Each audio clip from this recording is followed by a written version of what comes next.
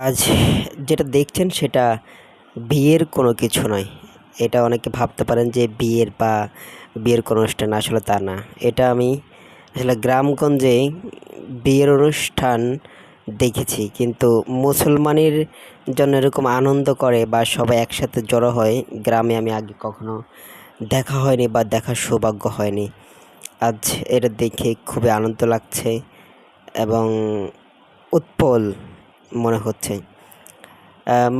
গ্রামের মানুষ অনেক কারণেই ডিভাইডেড বা ভিন্ন ভিন্ন হয়ে যায়। সো আজকে যেটা দেখলাম এটা অবিস্মরণীয় এবং আনন্দদায়ক। এটা হলো একটা ছেলের খাতনা, যেটাকে মুসলমানিও বলা হয়। ওটা করাবে তার জন্য তাকে আনন্দ দিচ্ছে বিভিন্নভাবে, অনুষ্ঠানের মাধ্যমে খাওয়া দাওয়া করছে। সো এটা একটু ব্যতিক্রম। এটা কার কার এলাকায় হয় আমাকে একটু জানাবেন প্লিজ।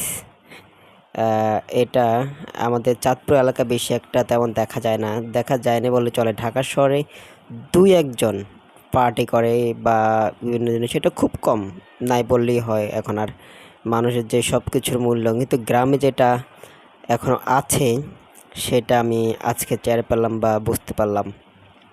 তো আপনার এলাকায় যদি খাজনা করানো হয় বা মুসলমানি করানো হয়, তাহলে কেমন আনন্দ করে বা এনজয় করে আমাকে একটু জানাবেন প্লিজ। আমার কাছে বিষয়টা একটু ব্যতিক্রম এবং আনন্দদায়ক লেগেছে। অনেকে অনেক চোখে দেখতে পারে, কিন্তু আমার কাছে একদম খারাপও না, আবার বেশি ভালোও না। সো আপনার কাছে কেমন লেগেছে বিষয়টা জানাবেন, আর পরিপূর্ণ ভিডিওটা দেখবেন, শেয়ার করবেন আর লাইক দিবেন। অবশ্যই আমার পেজটা লাইক দিয়ে রাখবেন, আমার ইউটিউব চ্যানেলটা সাবস্ক্রাইব করে দিবেন। সবাই ভালো থাকবেন, সুস্থ থাকবেন, নিরাপদে থাকবেন। সবার জন্য দোয়া এবং শুভকামনা রইল। সবাই ভালো থাকুন, ধন্যবাদ। আজ যেটা দেখছেন সেটা বিয়ের কোনো কিছু নয়। এটা অনেকে ভাবতে পারেন যে বিয়ের কোনো অনুষ্ঠান, আসলে তা না।